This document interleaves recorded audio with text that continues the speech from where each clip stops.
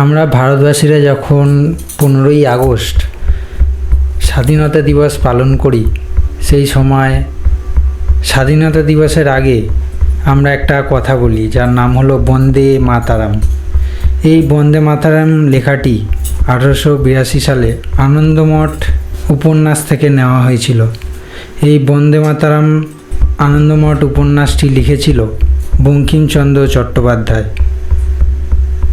পরে 1905 সালে বিপ্লবী বিপিনচন্দ্র পাল স্বাধীনতা আন্দোলনের বিভিন্ন খবর দেওয়ার জন্য এই বন্দে মাতারাম সাপ্তাহিক পত্রিকাটি তৈরি করেছিলেন এবং 1906 সালে এই পত্রিকাটি প্রকাশিত হয়েছিল।